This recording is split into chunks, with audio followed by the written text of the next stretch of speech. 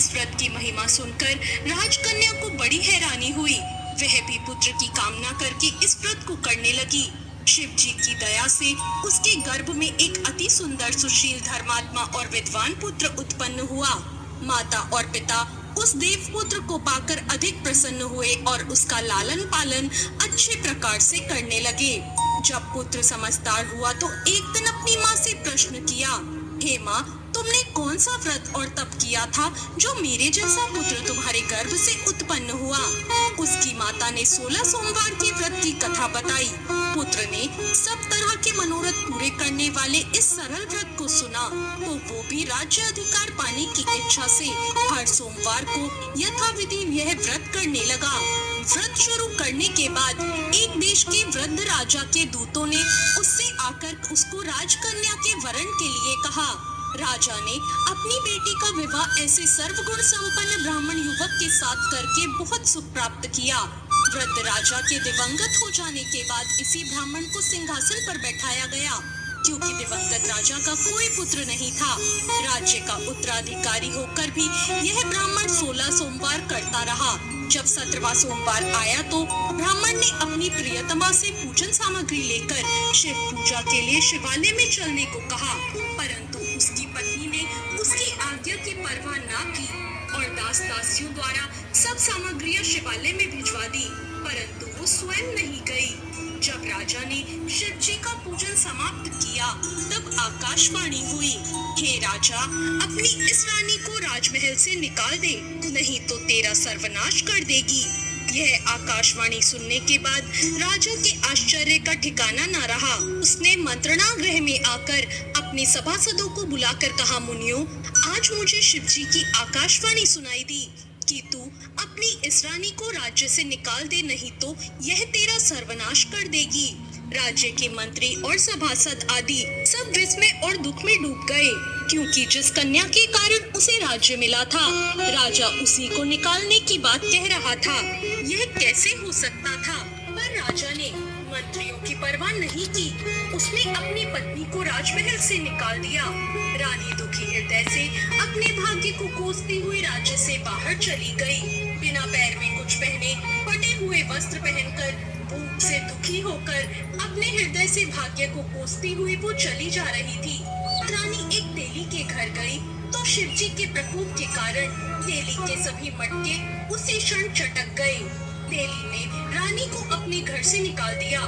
बहुत दुखी मन से वो रानी एक नदी के किनारे गई तो नदी का सारा जल सूख गया, जिसके पश्चात रानी एक जंगल में गई। वहाँ सरोवर में पानी पीने गई तो उसके हाथ का स्पर्श होते ही सरोवर का नील कमल के समान जल असंख्य कीड़ोमय होकर गंदा हो गया।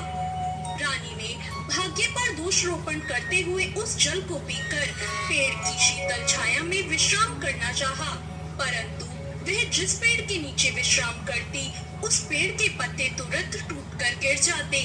वन सरोवर जलाशय की ऐसी दशा देखकर गौ चराने वाले ग्वालों ने अपने गोसाई जी से, जो उस जंगल में स्थित मंदिर के पुजारी थे, उनको ये बात बताई।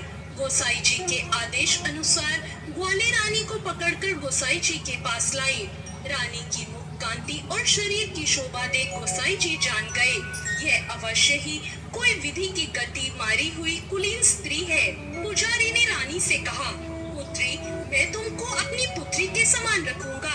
तुम मेरे आश्रम में आकर रहो, मैं तुम्हें किसी प्रकार का दुख नहीं होने दूंगा। गोसाई जी के वचन सुनकर रानी को धीरज हुआ। वह आश्रम में रहने लगी। रानी जो भी बनाती उसमें कीड़े पड़ जाते, जल भरती तो उसमें भी कीड़े आ जाते।